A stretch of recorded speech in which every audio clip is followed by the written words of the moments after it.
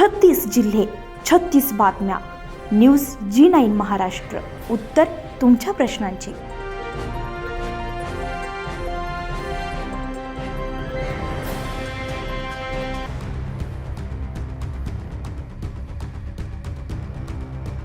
जळका ते शिरसगाव मोझरी 15.8 किलोमीटर रस्त्याचे तातडीने नूतनीकरण, रुंदीकरण आणि याच मार्गावरील पुलांची उंची वाढवण्याचं काम आणि स्ट्रीट लाईट सूचना फलक लावण्याच्या मागणीसाठी शिरसगाव, मोझरी, धोत्रा, सालोरा, शेंदोळा, जळसा, माळेगाव येथील नागरिकांनी दिवसा तहसीलदारांना निवेदन दिलं.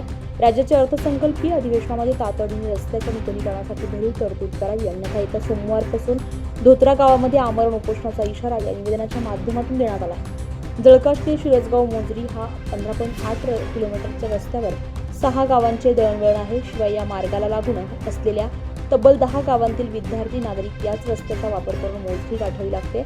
यापूर्वी सर्वात शेवटी 2012 मध्ये या रस्त्याचे अत्यंत निकृष्ट दर्जाचे नूतनीकरण झाले होते. त्यानंतर फक्त डागडुजीच्या माध्यमातून रस्त्यांची चाळण झाली. सध्या रस्त्यामध्ये खड्डे की खड्ड्यात रस्ते अशी परिस्थिती जळका ते शिरसगाव मोझरी गावापर्यंतच्या रस्त्यांची वाईट परिस्थिती आहे. ज्येष्ठ नागरिक, विद्यार्थी अनेक वेळा गाडी, सायकली घेऊन पडलेले आहेत. हृदयविकाराच्या रुग्णांना सुद्धा रस्त्यावरील खड्ड्यातून वाट काढताना त्रास सहन करावा लागतो. गावामध्ये येणाऱ्या बसेस नादुरुस्तीचे प्रमाण सुद्धा वाढलेलं आहे. परिणामी विद्यार्थ्यांना महाविद्यालय शाळेमध्ये पोहोचण्यासाठी उशीर होतोय. मात्र गेल्या 15 वर्षांपासून गावकऱ्यांना रस्त्यावर नरक यातना सहन कराव्या लागतात. त्यामुळे येत्या 5 दिवसांमध्ये तातडीने जळका ते शिरसगाव मोझरीपर्यंतच्या 15.8 किलोमीटर रस्त्यासाठी तातडीने अर्थसंकल्पीय अधिवेशनामध्ये भरीव निधी मंजूर करून नूतनीकरणाचं काम करावं. अन्यथा जळका ते शिरसगाव मोझरी या मार्गाच्या मध्यभागी म्हणजे माणिकग्राम, धोत्रा या गावामध्ये सोमवारपासून बेमुदत ठिय्या राहुटी आमरण उपोषणाला सुरुवात करत आहे. जोपर्यंत या मागण्या पूर्ण होत नाही तोपर्यंत आमरण उपोषणातून माघार घेणार असल्याचा इशारा या गावातील गावकऱ्यांनी दिलाय. या निवेदन जिल्हाधिकारी अमरावती, अभियंता, सार्वजनिक बांधकाम विभाग तिवसा, पोलीस निरीक्षक तिवसा आणि कुऱ्हा पोलीस स्टेशन यांनाही निवेदन देण्यात आलंय. यावेळी अनिल मेश्राम, नामदेव भोगे, प्रभाकर कावळे, गंगाधर मनोहर, शशुपाल तुरकाणे, किशोर खवले, नरेश येरणे, ॲडव्होकेट विकास तुरकाणे, पंडित वावरे, जीवन वानखेडे, लोचन नांदणे, प्रीतम ठवरे, विजय गुरळकर, रामभाऊ उमप, सुरेंद्र गणेश, भास्कर बेले, प्रकाश चिसखळे, तुलसीदास गडलिंग, धनंजय वैद्य, वैभव भिजिकाठे, सुरेंद्र मेश्राम, स्वप्नील तुरकाणे, साहेबराव होले, संदीप हगवणे, सुधाकर तुरकाणे यांची उपस्थिती होती. चॅनलमध्ये आपले स्वागत आहे. आज आपण तिवसा तालुका येथील तहसील कार्यालय आले असून येथील ग्रामस्थ नागरिकांची व्यथा व यांचे काय म्हणणे आहे हे ऐकून घेऊया. तुमचं नाव? माझं नाव संदीप हगवणे, शिरसगाव. गेल्या कित्येक दिवसापासून आमच्या गावातील शिरसगाव मोझरी जळका हा रस्ता एकदम खराब झाला आहे. आम्हाला त्या रस्त्याने ये जा सुद्धा करता येत नाही. गाडी घेऊन गेलो तर गाडीचे कामं निघते आमच्या. त्या दिवशी माझ्यापाशी एक जितो आहे. माझ्या गाडीचं ते चक्के, दोन्ही चक्क्याचे बेरिंग फुटून 7,000 ते 8,000 रुपयाचं नुकसान मला सहन करावं लागलं.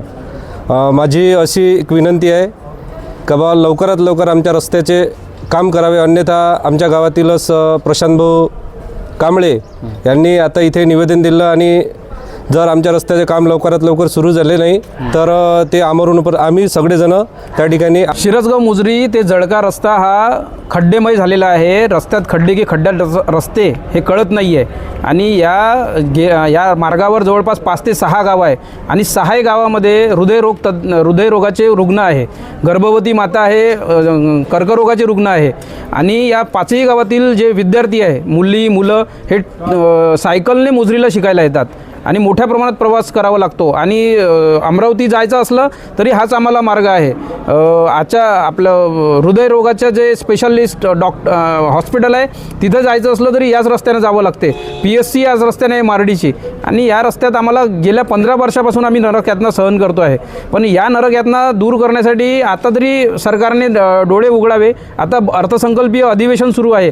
या अधिवेशनामध्ये मोठ्या प्रमाणात जर निधी या रस्त्यासाठी तरतूद केली नाही, या रस्त्याचं नूतनीकरण जर केलं नाही तर येत्या सोमवारी म्हणजे 9 तारखेला आम्ही गावकरी आमरण उपोषणाला धोत्रा येथे बसणार आहे. आणि तुमचं जे गाव आहे त्या रस्त्यामुळं प्रॉब्लेम लोकांना होत आहे, समस्या होत आहे. यामध्ये प्रशासन किंवा लोकप्रतिनिधी जे बॅनरवर किंवा याच्यावर लिहितात जनतेचा विकास, याच्यामधील एखाद्या प्रतिनिधीने आवाज उचलला नाही का आजपर्यंत? आता असं झालं आहे की लोकप्रतिनिधी एका कार्यक्रमाच्या निमित्त आमच्या गावात आले होते. लोकप्रतिनिधीला जेव्हा आमच्या गावातले लोक विचारतात की ह्या रस्ता नूतनीकरण कधी करतात, तर त्याला प्रश्न पहिला पडते की याच्यासाठी खर्च कोण करणार. कदाचित ते विसरले की ते स्वतः लोकप्रतिनिधी आहे, आमदार आहे बरं, ह्या आणि पाच पैसा कुठून गावामध्ये- आणायचा काय पाच आणायचा याचा गावामध्ये अभ्यास अजून आमदाराचा झालेला नाही आहे. नागरिकांची काही हे नाही का 5 म्हणजे गाव इतकी लोकसंख्या नागरिकांची कोणाची लक्ष नाही का याच्याकडे. मोठ्या प्रमाणात लोकांचं लक्ष आहे, पण लोक तक्रारी करून करून थकलेले आहेत. लोकांकडे राईट्स नाही आहे, लोकप्रतिनिधी नाही मग आहे. आज तुमचा- मतदारसंघाचा लोकप्रतिनिधी आमदार असतो आणि आमदारानं या रस्त्यावर लक्ष द्यायला पाहिजे. आमदारानं विशेषतः दर महिन्याले तालुक्याच्या प्रत्येक गावाच्या बैठकी घ्यायला पाहिजे, विकासाच्या मुद्द्यावर बोललं पाहिजे. पण आमदार जर हात वरतं करत असेल तर सामान्य जनतेनं जायचं कुठं. ग्रामपंचायतले काही एवढाही निधी येत नाही की 15 आणि 16 किलोमीटरचा रस्ता करतील. आणि त्यामध्येही रस्ता करत असताना रस्त्याचं जी मालकी असते काही रस्त्याची मालकी ही PWDकडे आहे, काही रस्त्याची मालकी BDOकडे आहे. मग कोणता निधी त्या रस्त्यावर खर्च करायचा हे ग्रामपंचायतले अधिकार द्या. 2-2 कोटी 5-5 कोटीचा जर निधी ग्रामपंचायतले दिला तर ग्रामपंचायत रस्ते करून घेतील. त्यामुळे आमदारानं जागृत राहिलं पाहिजे, आमदारानं ह्या रस्त्याची गंभीरता समजली पाहिजे. मी शिरसगाव मुजरी येथील रहिवासी असून मंगेश ढेणकर.